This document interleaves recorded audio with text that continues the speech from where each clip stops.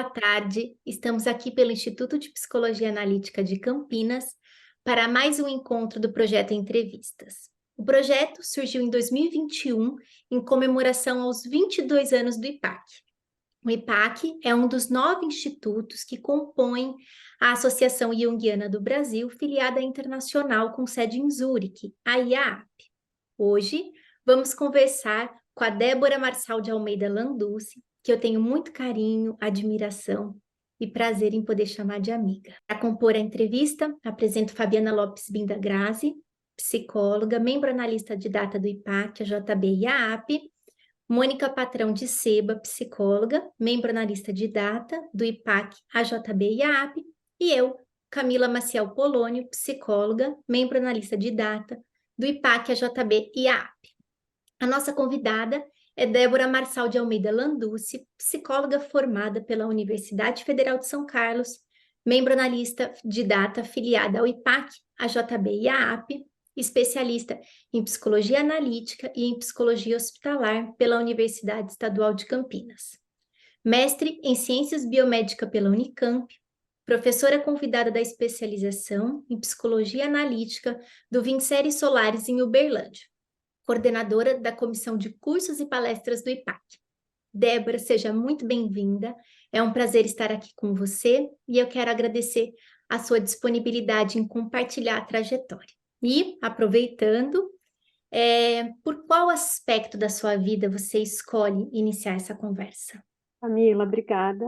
Eu vou iniciar pela gratidão. Eu estou inundada pela gratidão. Primeiro por estar aqui com vocês, pessoas tão especiais na minha história, na minha vida. Gratidão por esse convite, por fazer parte desse instituto que eu tenho tanto carinho, que é tão importante para mim. E gratidão pela minha história, né? Fui, nos últimos dias, repassando a minha história, relembrando de algumas coisas. E fui lá na menina de 15 anos que decidiu cursar psicologia. E eu não fazia ideia do que seria esse caminho. E nos últimos dias, assim, eu tenho estado muito mesmo em contato com esse sentimento de gratidão pela minha profissão e muito atenta, refletindo muito sobre a preciosidade dos encontros com cada paciente, com cada pessoa que está comigo, que já esteve. E são encontros mesmo, né? São encontros de afeto, são encontros de troca dos dois lados. E aí eu fui lembrando da minha história e foi um caminho muito voltado para a parte acadêmica, né? Então eu me dediquei muito à minha formação e tal. Mas aí eu lembrei que a minha história com a psicologia começa nos encontros e no afeto, porque eu estava lá no segundo ano do ensino médio, eu sempre fui a mais nova, estava adiantada, então eu tinha 15 anos no segundo ano, e tentando pensar o que eu ia fazer, e eu estava entre direito e medicina. E aí um dia eu tinha alguns bons amigos, assim, né? E eu era aquela que ouvia, que conversava, que as pessoas procuravam para contar, olha, eu tô me sentindo assim e tal. E aí um dia um amigo meu falou, por que você não faz psicologia? É tão bom conversar com você, você é tão boa para ouvir, você, né? A gente tem conversas tão boas. Eu nunca tinha pensado nisso. E aí foi. Então a minha história com a psicologia começa desse lugar, assim, né? Eu nunca tinha me atentado a isso. Começa do encontro, do afeto, da troca. E, e foi bem especial perceber isso, assim. Débora, aí você opta por fazer psicologia, no momento aí de prestar vestibular, e como é que nesse seu caminhar você se encontra com a psicologia analítica? Isso já é alguma coisa que surge também cedo ou vai de um desenvolvimento maior ao longo da faculdade ou pós-faculdade? Começa cedo, mas na faculdade. Assim, eu fui daí, terminei ensino médio, eu era muito nova, né? Então eu decidi fazer cursinho. decidi não prestar um vestibular assim logo que eu terminei o ensino médio, então fiz um ano de cursinho, aí me preparei bastante e tal. E aí passei na Federal de São Carlos. Eu não sabia nada de psicologia, nada. Eu sabia assim, quero fazer psicologia. Eu nunca tinha feito terapia, não conhecia, nunca tinha conversado com nenhum psicólogo. Eu tinha essa ideia mesmo do psicólogo como alguém que escuta as pessoas e que ajuda, aquela coisa bem assim, ajuda as pessoas e era isso, né? E aí eu passei lá em São Carlos, que eu não sabia que é um reduto do behaviorismo. Mas cheguei lá, assim, muito feliz, é uma experiência, né? Foi uma experiência muito importante na minha vida. Porque eu saí de casa, fui morar lá, morei em República com mais 4 meninas. Uma cidade universitária, né? Porque tem a Federal e tem a USP, então é uma cidade muito pequena com muito universitário. Então essa vida, assim, né, social é muito gostosa. A vida acadêmica era um curso vespertino noturno, então eu ia de manhã para a faculdade para fazer atividades extracurriculares e ficava tarde, saía 10h30 da noite. Assim, era uma vida mesmo dentro da universidade. Foi muito bom.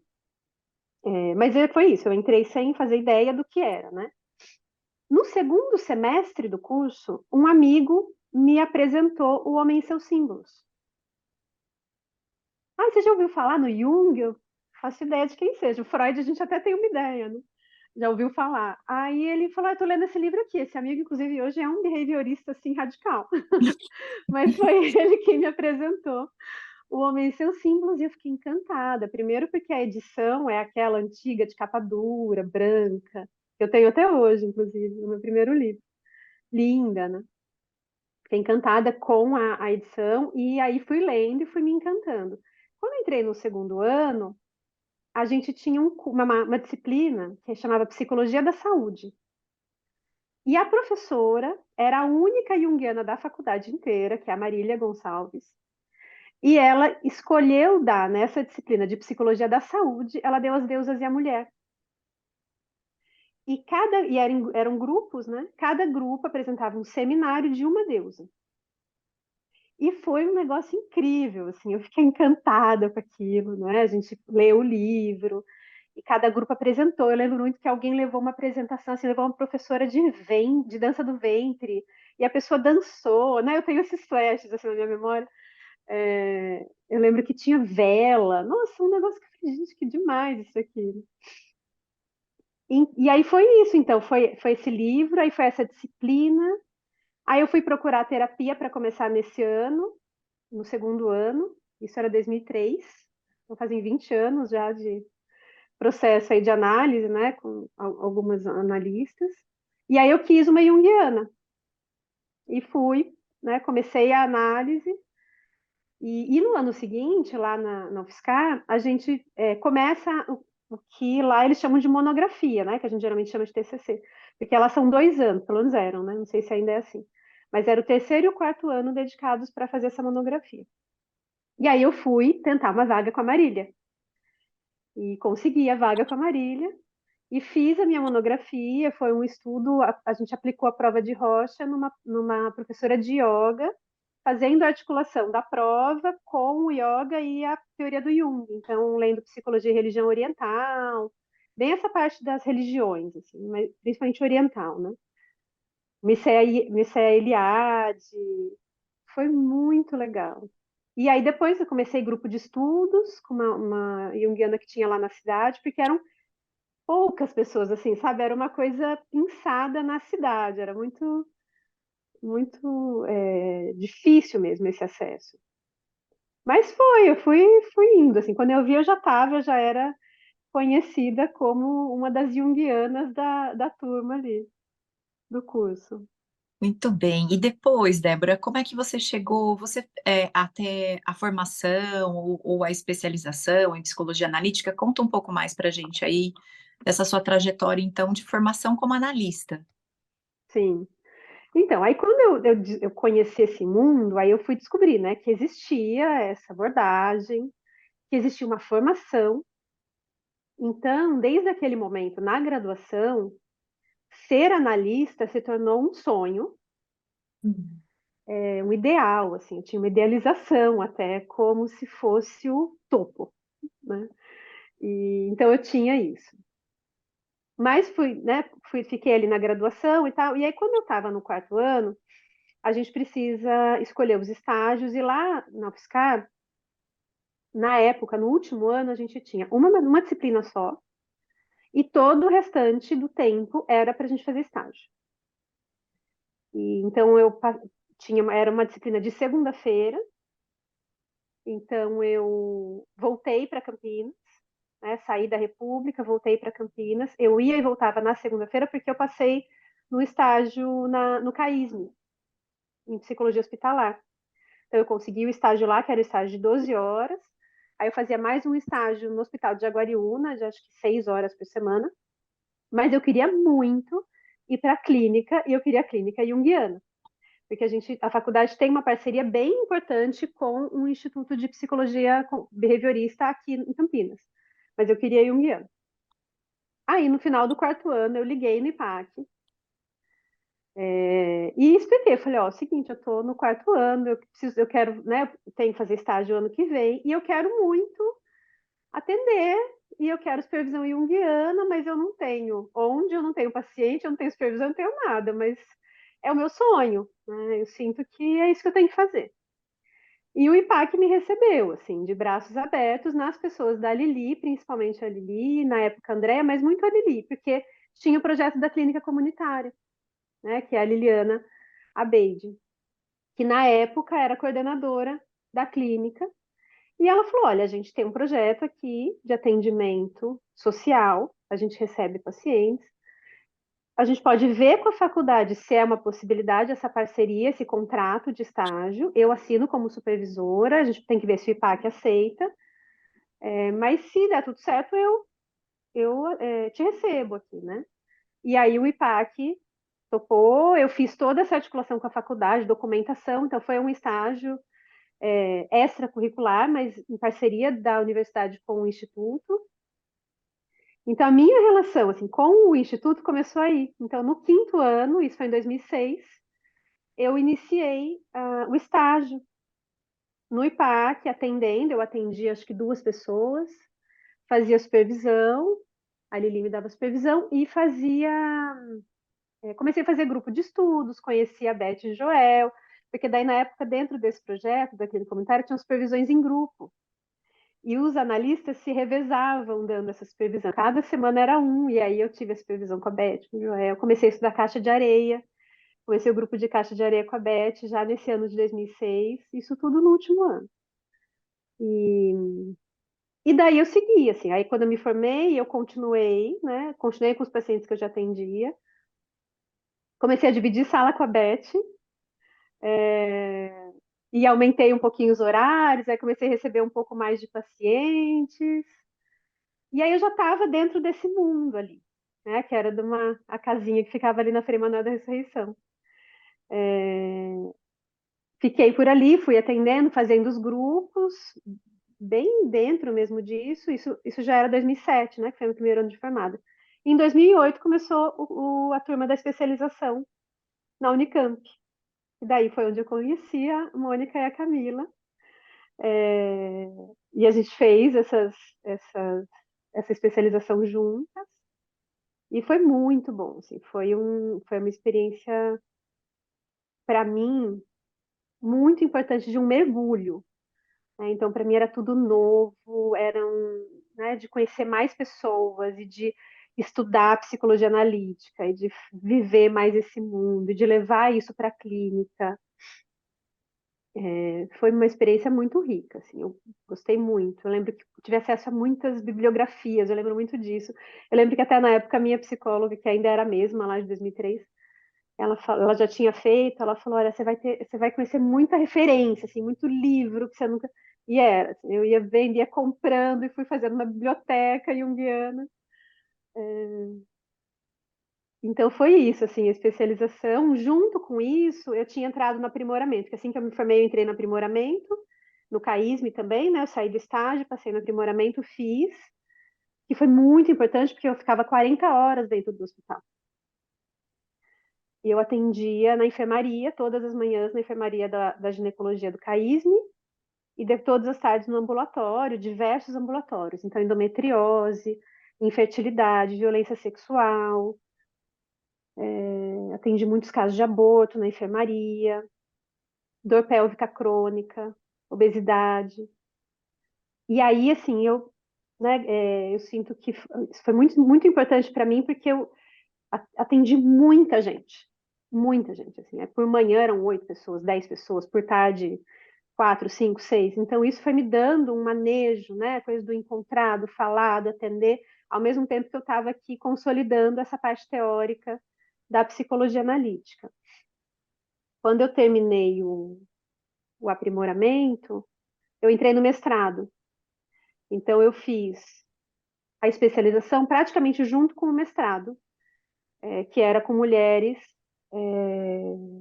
com falência ovariana prematura, que é a menopausa precoce, né? A gente fez uma avaliação de qualidade de vida e sexualidade. Então, era uma experiência que foi interessante, acadêmica, eu tinha bolsa, isso também me ajudava a manter ali, né, a clínica.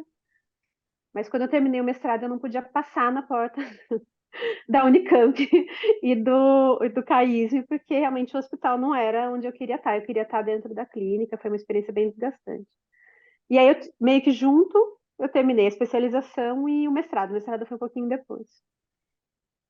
A sua E escrita do mestrado já tem uma relação com essa teoria que você estava tão envolvida?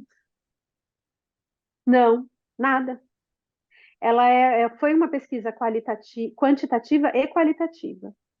A gente fez uma aplicação de teste, então era um teste para avaliação de qualidade de vida e sexualidade, e uma parte qualitativa de entrevistas. Mas eu confesso que quando eu terminei o mestrado, eu não terminei a análise qualitativa, porque eu estava esgotada. É uma demanda muito grande no mestrado de aula, né? E depois da aplicação. Então, assim, quando terminou, eu escrevi artigo, foi publicado em revista legal, tal. Essa parte quantitativa, mas a parte qualitativa, que seria talvez onde eu ia mais curtir, eu não tinha energia, assim, aí eu fechei a porta e saí. E nisso eu já tinha terminado a especialização, estava na clínica já crescendo, né? Já tinha mudado de consultório, estava nessa época já com uma sala só minha. E aí eu entrei na faculdade para dar aula em seguida. Foi o ano que eu casei também, foi em 2000, tudo isso em 2010, né? E entrei na faculdade, na faculdade de Aguariúna, onde eu comecei da supervisão de estágio. E aí eu fui totalmente para esse mundo, assim, né? A psicologia hospitalar ficou ali num lugarzinho especial, nessa importância da minha construção como psicóloga, mas não mais alguma coisa que eu fui praticar ou escrever, nem pensar sobre. Débora, vou voltar um pouquinho. É, quando você fala, né, que você fez toda a análise quantitativa e a qualitativa ficou de lado, né? Eu fiquei pensando e eu queria te perguntar, o que que você sente dessa diferença em você, por exemplo? Cada um tem um olhar, né, para a vida e isso acaba que interferindo a abordagem que a gente escolhe. Aonde você sente que a psicologia analítica conectou, sabe? A ponto de você poder. É como a sensação que eu tenho você termina a quantitativa, termina, encerra algo bem estático, né? E deixa essa outra coisa mais fluida para a vida, né? O que que você Uhum. sente que pegou ali em você, que você falou, o Jung faz sentido para mim? Olha, Camila, eu não sei colocar em palavras. Posso tentar aqui um pouco. Mas é muito um sentimento, assim, gente, é assim que eu penso. Né? Quando eu vi o livro, tive a aula, sabe, aquilo foi fazendo sentido, assim, era como se eu já pensasse algumas daquelas coisas e de repente alguém estava dando forma, dando nome, organizando. Hoje, né, hoje, 20 e poucos anos depois, eu consigo ter mais clareza de um funcionamento meu que não é linear, né? Então, hoje eu sei que o meu olhar, ele tende a aprofundar, ele tende a tentar ver o que está além daquilo que está na minha frente. Eu lembro de algumas aulas na faculdade, né? Eu tive muitas aulas de behaviorismo radical, e que aquilo não fazia sentido, de sentir um incômodo, sabe? Não. Eu lembro muito no último ano, assim, né? Que já era uma aula mais prática.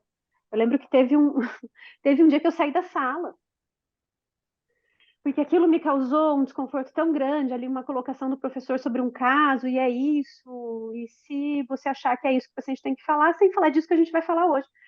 Aí aquilo, meu Deus, não, não, um incômodo, enfim, também com a imaturidade da época, mas eu vejo que tem algo ali que não encaixava comigo, com o que eu acredito, acho que passa pelos valores, passa pelas crenças, passa pela espiritualidade, passa pela minha sensibilidade, que hoje eu reconheço muito em mim desde criança, introvertida, muito sensível,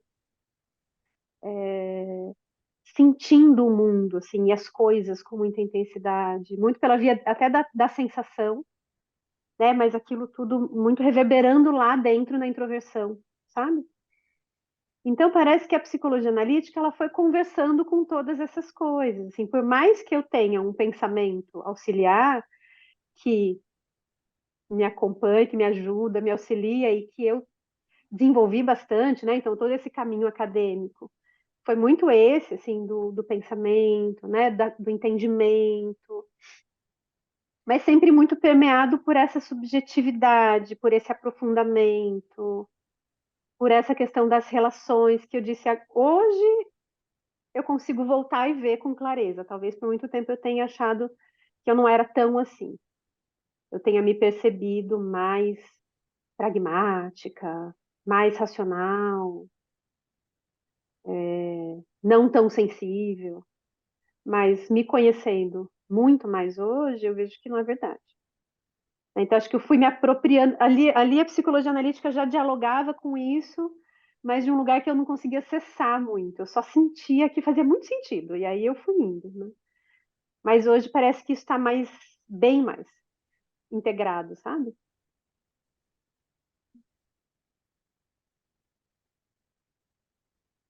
Muito bem. E aí, conta um pouco para a gente, então, como é que você chega até a formação e como é que foi essa trajetória para você? Sim. Então, a formação estava lá no topo para mim, né? No topo da carreira, como um grande sonho, um negócio muito inalcançável. Parecia inalcançável mesmo também, engraçado, né? Mas acaba sendo um caminho um tanto natural, né?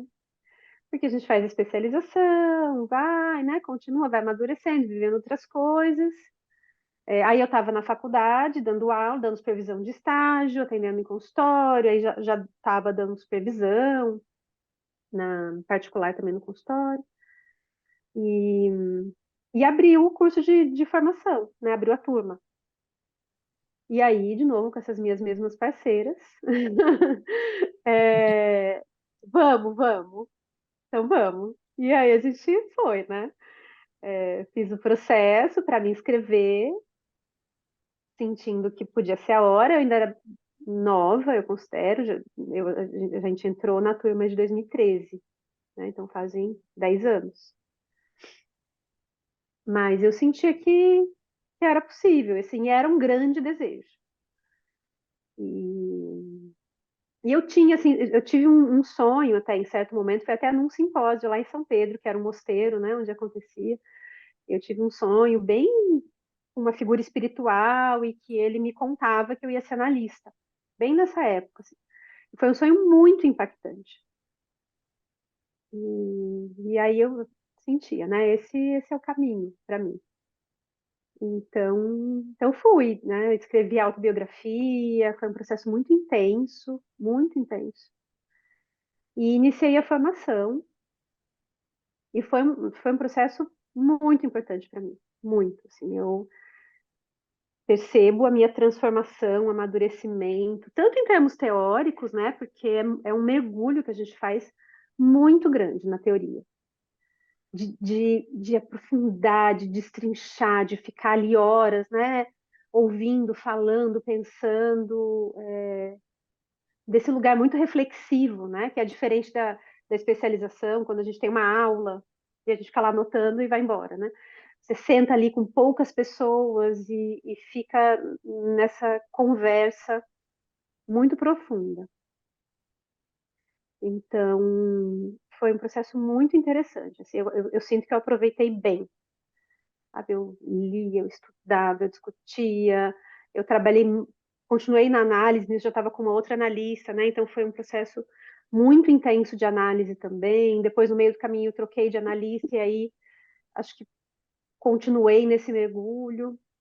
E junto com isso, já compartilhando um pouquinho da monografia, foi algo muito interessante, porque como eu tenho, apesar de eu sentir que fazia muito sentido, mas eu tenho essa tipologia, sensação com pensamento, eu tinha um certo incômodo, porque algumas das pessoas com quem eu mais convivia ali no mundo da psicologia analítica eram muito intuitivas, ou da intuição ou do sentimento. Então eu ouvia com muita frequência falas do tipo: ah, porque a análise é essa coisa que acontece. E eu falava, gente, que coisa é essa? Como assim? Eu não entendo o que isso significa. Não, porque na relação, né? Estou aqui eu hoje começando falando da relação, né? Mas na Então, época isso me causava uma angústia, porque eu não entendia o que significava. E assim, não dá para explicar. Eu falava, como assim não dá para explicar? Não, não pode ser. E aí eu fui dar supervisão de estágio. Eu era supervisora de estágio em psicologia analítica, do terceiro ao quinto ano. Era tanto estágio de observação, psicodiagnóstico e atendimentos todos. CAPS, hospital, clínica. E aí eu tinha que... na graduação eles não tinham psicologia analítica. Então eu tinha que explicar a psicologia analítica já aplicada para os atendimentos. E eu não sabia muito como fazer, e eu não tinha pouquíssimo material que fala, né, desse como. Como que é esse trabalho? Como é o trabalho de um analista junguiano? Então eu ficava com essa pergunta e com a angústia. E aí, quando a gente começou a formação, no primeiro semestre, a gente teve a prática da psicoterapia do Jung e, em seguida, o livro do Dickmann, que é o de metodologia, Methods in Analytical Psychology. E aí, lendo o livro dele, em algum dos capítulos, eu tive um insight, porque ele fala do trabalho, né? E aí ele faz a relação com a alquimia, falando do opus alquímico, e aí eu entendi, assim, muito óbvio, né? Mas eu lembro muito desse insight, gente, é um trabalho. A gente faz um trabalho. Mas que trabalho é esse? E como esse trabalho acontece? Aí eu fiquei com essa pergunta. E fui, então, assim, eu fui o curso inteiro carregada por essa pergunta e fui pensando sobre isso ao longo do curso todo. Então, na época que a gente escrevia um paper, né, um artigo por ano.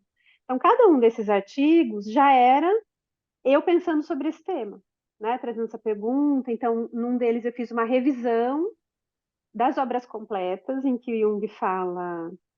sempre que ele usava a palavra método e técnica, eu ia ver o que ele estava falando. Então, eu fiz essa revisão nas obras inteiras. Fazendo essa revisão, eu fui repassando e fui vendo o caminho que ele fazia, que ele ia chegando na alquimia. E que ele encontra essas respostas na alquimia. Então, a minha monografia é isso. Né? É um estudo sobre o método da psicologia analítica e a relação desse método com o método alquímico. E que é um tema que eu continuo estudando. Né? Então, hoje eu tenho um grupo de estudos de alquimia, porque eu fui encontrando ali, e aí a alquimia é muito importante para mim por isso, foi onde eu encontrei essas respostas para aquelas perguntas.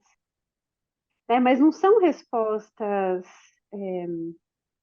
racionais, pragmáticas, são imagens. Então, a alquimia, ela vai dando algo de palpável, a gente consegue ver um pouco mais, a gente consegue quase pegar o que acontece ali, né? Quando você imagina um vaso e a transformação acontecendo, e aquela pedra que vai se transformando ao longo de diversas operações, né? E almejando o ouro, a pedra filosofal.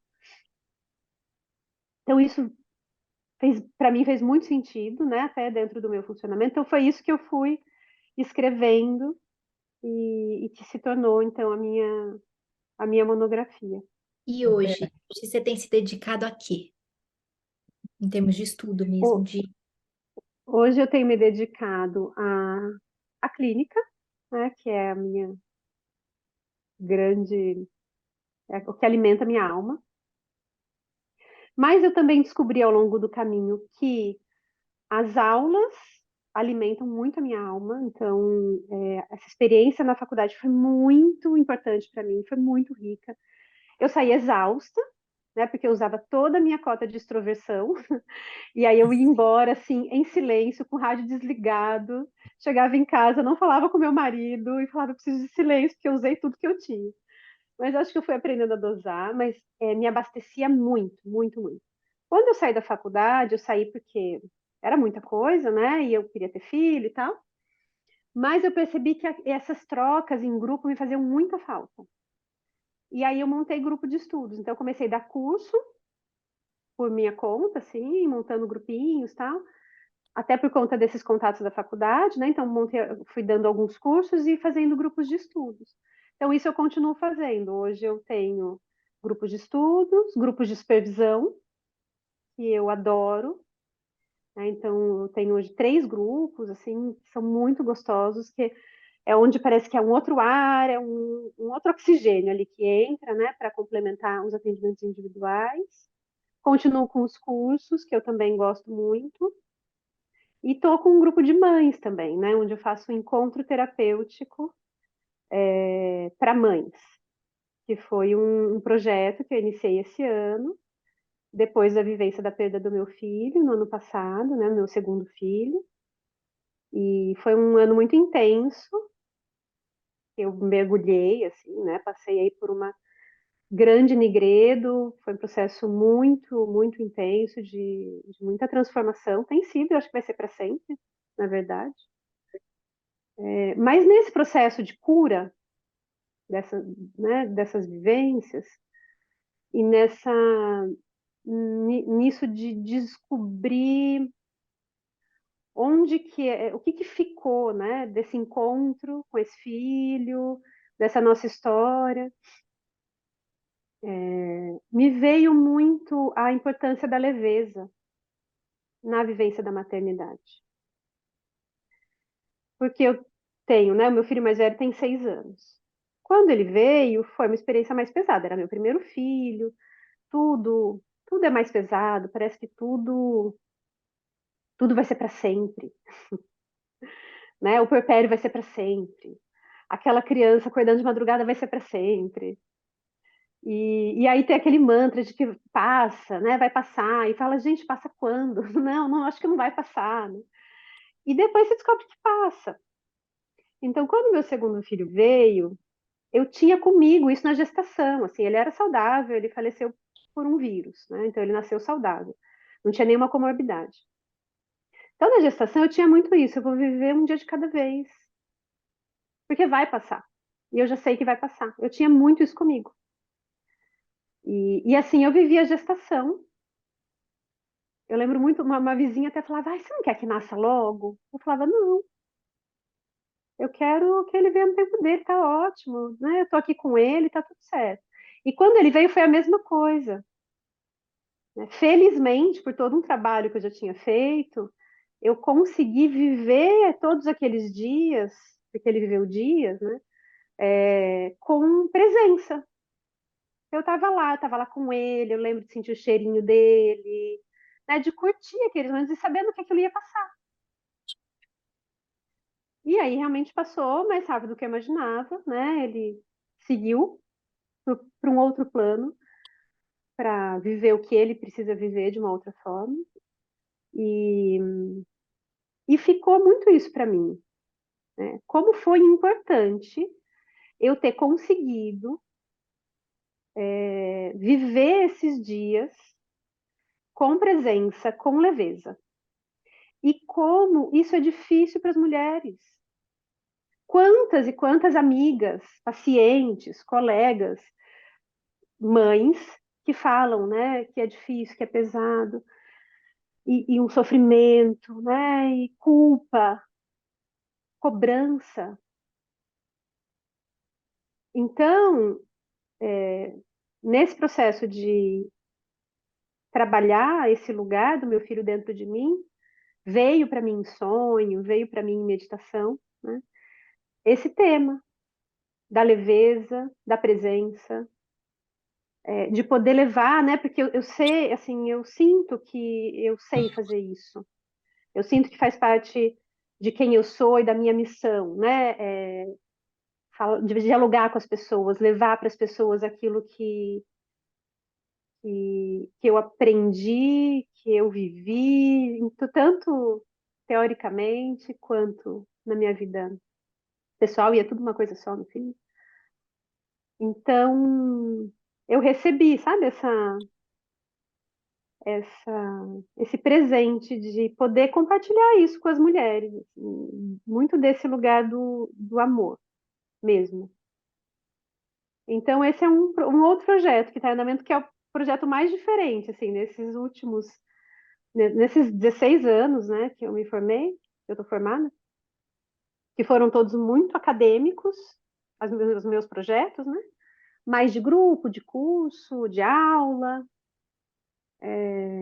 surgiu esse espaço terapêutico de troca, onde eu estou ali como analista, mas também como mãe. E que eu senti que foi uma maneira que eu encontrei de sair do lugar de dor, de transformar dor em amor, nesse compartilhar. E dentro disso, desse trabalho que você tem feito, eu tenho acompanhado as suas redes sociais e você tem feito também um trabalho muito bonito, né? De compartilhar alguns textos seus, né? Algumas experiências, que eu acredito que esteja sendo muito importante para muitas mulheres, né? Que estão podendo, de alguma forma, se sentir acolhidas ou identificadas com aquilo que você está trazendo, né? Então, para além dos seus grupos, eu acho que outras pessoas também, de alguma forma, estão podendo se beneficiar dessas experiências, né, Débora? E do quanto elas vão transformando a gente e a perspectiva que a gente tem, né, de algumas coisas e de trazer corajosamente também esses aspectos que são tão dolorosos da maternidade, porque a maternidade, ela é complexa, ela é maravilhosa e pode ser extremamente densa e dolorosa também, né?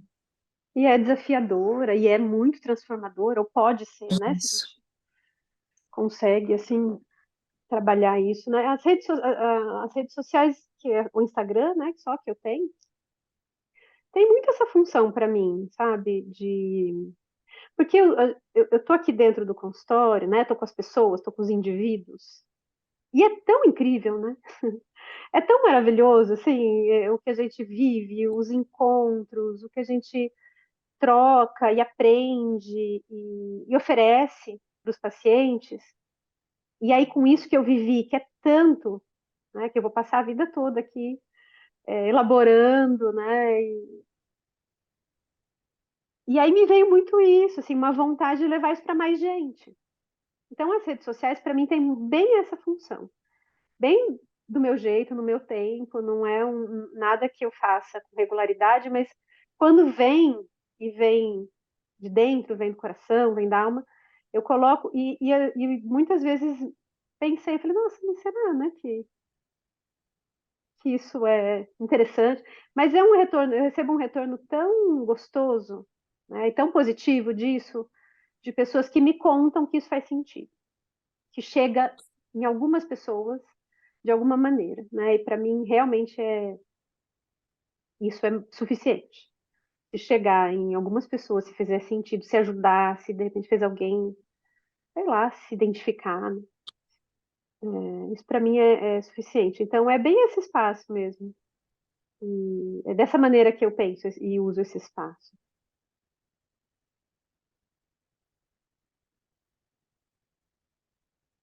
E uma coisa que eu acho legal compartilhar também em relação a essa vivência foi de como isso chegou na clínica, né, para mim. Duas coisas. A primeira, falando de novo das relações e das pessoas, né, foi muito bonito como porque os meus pacientes acompanharam a minha gestação, né, eu saí de licença e na volta eu precisei contar para todos eles que eu ia voltar, mas com meu filho tendo falecido. E foi muito bonito esse retorno. Foi muito bonito, né? Assim, alguns pacientes não deram conta e tá tudo certo, né? Mas eu recebi, assim, um afeto e um acolhimento. Então, bem nessa coisa da troca que a gente fala que não é de um lado só, né? E como isso veio para dentro, né? De cada processo, como isso ficou e ainda está por aqui, né? Em cada história. E, e eu voltei, eu nunca tinha passado, né, por uma dor tão profunda. Eu nunca tinha ninguém tão próximo falecido, tirando os avós, né? E um filho é um filho, né? É um outro lugar mesmo. E aí isso me deu uma dimensão do sofrimento humano que eu não tinha. Então, quando eu voltei, até alguns pacientes falaram isso. Nossa, do que eu vou falar agora, né? Nada vai ser importante ou digno de ser trabalhado diante de alguém que perdeu um filho. E aí o que eu falei para eles, e é muito real, é que dor é dor. E aí quando você experimenta dor, você se conecta com a dor. Isso é compaixão, né? Eu fui entender o que era compaixão. É isso, não é empatia. É compaixão, é você sentir com. E você sentir essa coisa de querer fazer algo com isso, estar junto, fazer uma oração. No nosso caso aqui, né? Atender, acompanhar. Mas isso mudou muito a minha prática, assim, me colocou mesmo num outro lugar de presença, de conexão com a dor, com o sofrimento humano, seja ele qual for.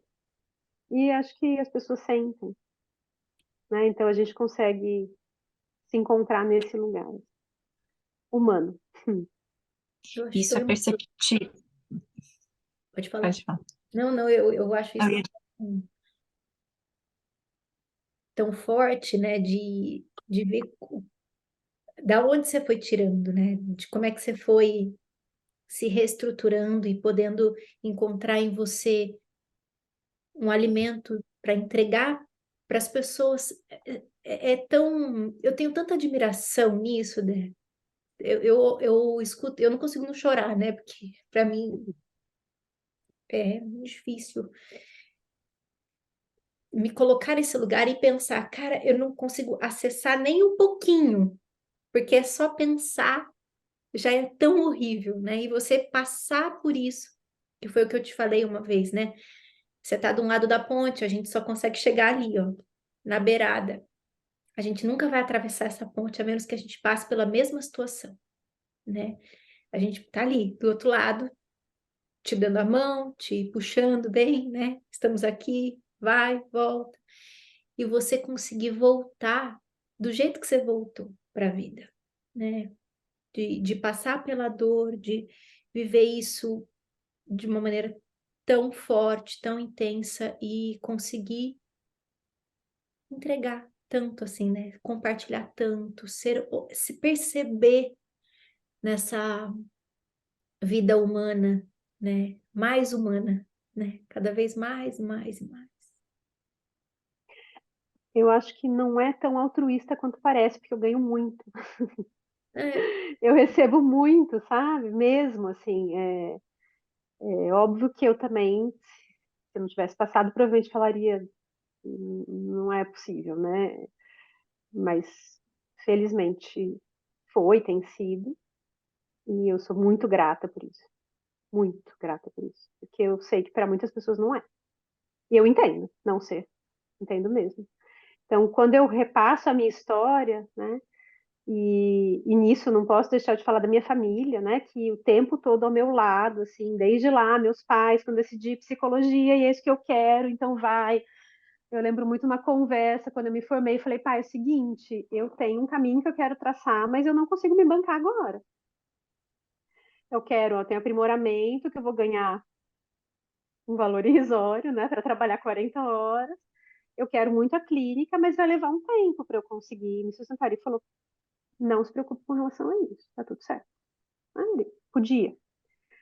E então eu tive esse apoio e eu fui, né? E eu segui o tempo todo, clínica, ó, e se eu não conseguir, não, estamos aqui, você não está sozinho, então vai, eu pego uma sala, depois meu marido.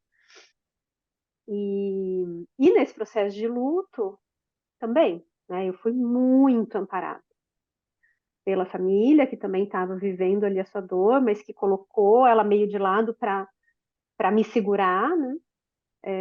Pelos meus amigos, pelas minhas amigas, inclusive vocês, né? Muito de perto, bem desse lugar de ó, daqui, da mão. Então eu fui muito amparada por isso, pela espiritualidade e pela psicologia. Porque tudo isso, todo esse trabalho, todo esse estudo, né, foi a hora de viver tudo aquilo que eu estudei. Então eu vivia na igreja, eu vivi a solução. Eu sonhei muito, meus sonhos assim, né, o preto, o amarelo chegando, antes o branco, né? Então, albedo, quando eu comecei a conseguir distanciar. Enfim, isso foi vindo, né, junto, e ali, né, eu fiquei um tempo afastada, primeiro bem mergulhada mesmo nessa dor, mas aos poucos veio vindo essa vontade de estar de novo. Acho que a vida vai chamando, não sei o que acontece, acho que a vida vai chamando, né, tem algo ali que é biológico, né? Assim, a gente é feito para ir para a vida. O natural é isso, né? Então, como eu tinha uma estrutura bem feita ao longo de tanto tempo, né? Uma família, a minha estrutura psíquica, um trabalho de análise de muitos anos, o respaldo da minha analista nesse período, das pessoas queridas, a vida foi me chamando de volta e eu fui hesitantemente relutantemente, às vezes, aceitando esse pedido, esse chamado da vida. Né? E no chamado da vida vem o chamado para os encontros, para o trabalho, porque é onde minha alma está também, Eu tô além aqui. da. Oi, desculpa. Pode falar, amor. É que eu tô aqui ouvindo e observando sua fala, né? E, e percebendo isso, desse lugar na sua história. Primeiro nisso, né? Uma capacidade de aprofundamento teórico e de interesse muito grande que a gente já conhecia. Mas também nessa perda, né? Que perder alguém para a morte é a maior perda da nossa vida e de um filho muito mais intenso, essa capacidade sua de fazer troca em qualquer circunstância da vida, de comunicar, apesar de ser uma introvertida, né, Débora? De comunicar aquilo que te acontece como necessidade, como experiência.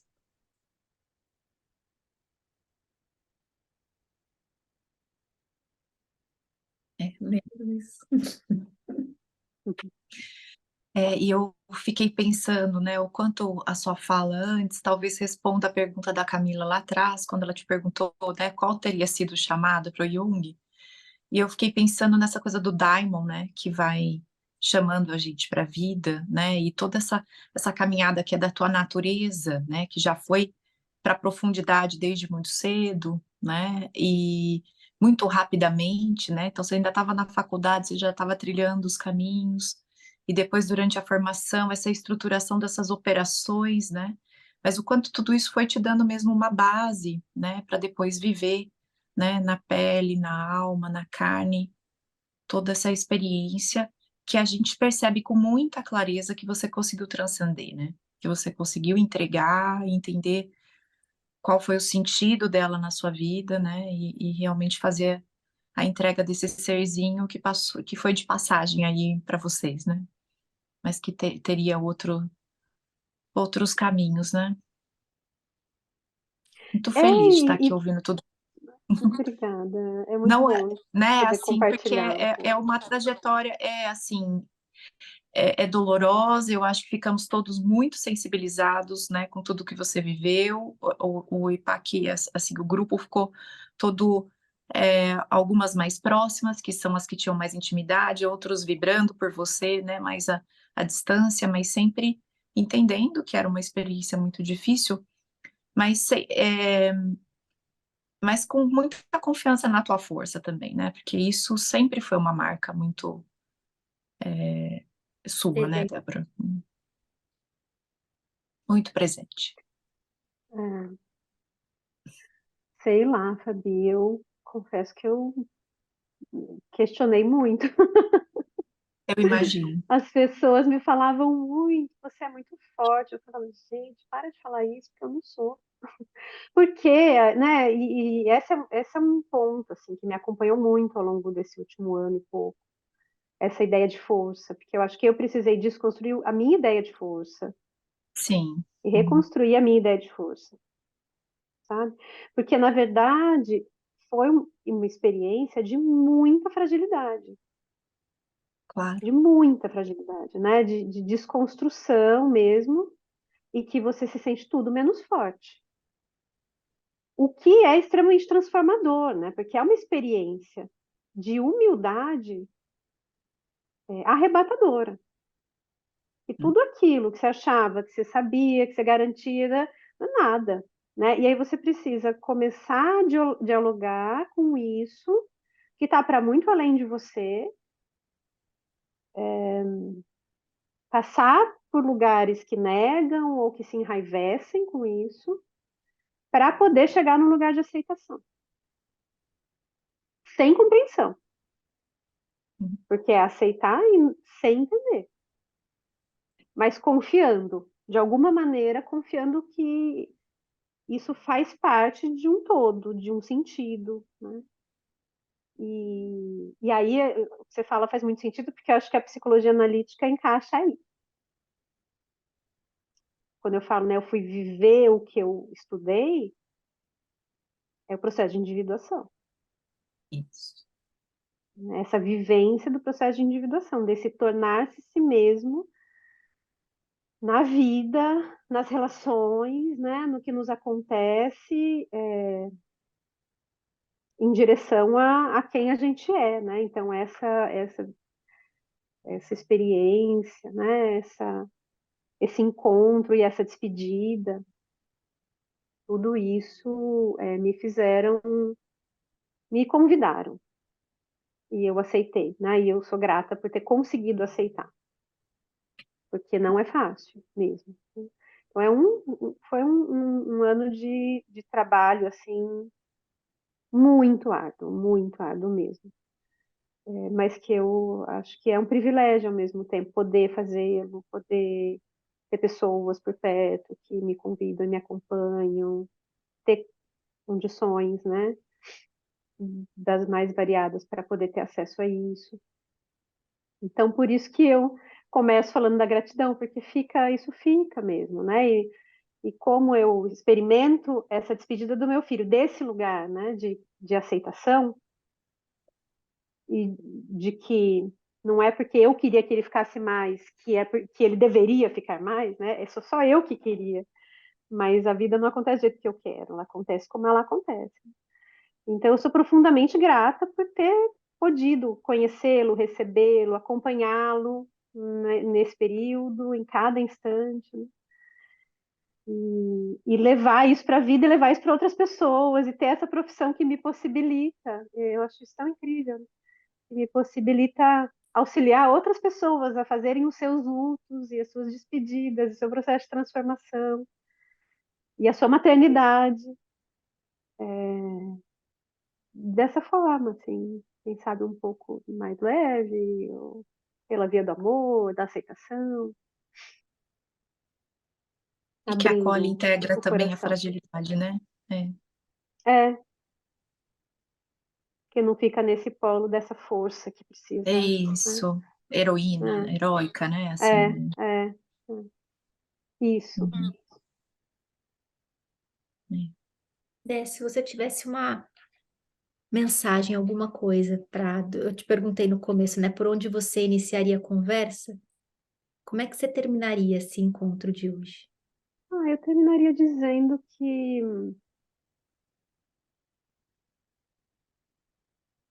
estar vivo é um privilégio.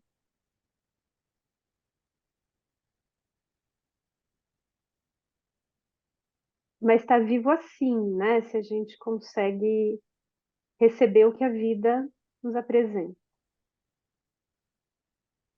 Abrir o coração e deixar chegar e falar, tá bom. Então é isso? Então tá. Então o que que eu posso fazer com isso? Porque eu acredito muito que a gente está aqui para evoluir. Então poder estar aqui para evoluir, eu acho incrível, assim, né? E poder receber o que nos acontece, deixar isso entrar, olhar para isso, sentir, entender, escrever, sonhar, conversar,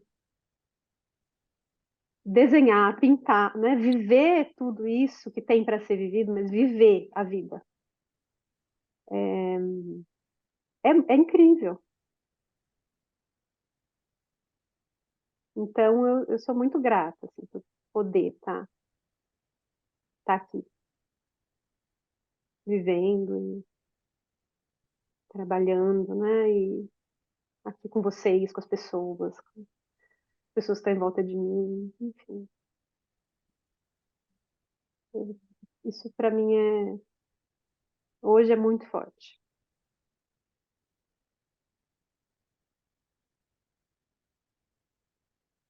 E aí tem uma frase do Jung que ele fala, né? Enquanto a vida, ela deve ser vivida. E ela me acompanhou muito.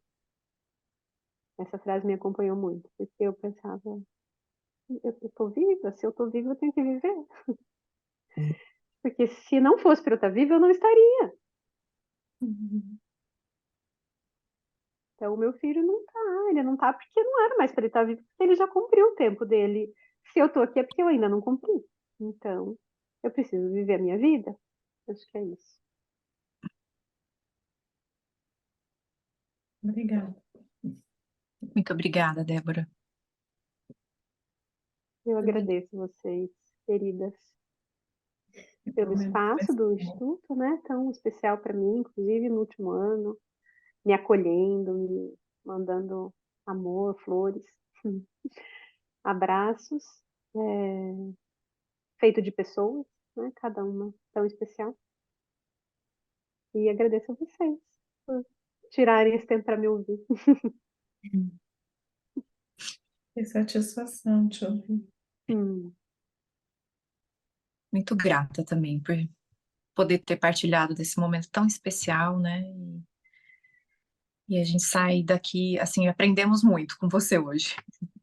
É, eu saio daqui com a gratidão, né? De poder estar perto de você, né? Porque eu realmente te admiro muito por toda a tua história, pela pessoa que você é. Eu tenho muito amor por você, você sabe disso. e eu para você. Abraço virtual. O físico é tão difícil da gente dar, é difícil se encontrar. Hum, Está na nossa pele também.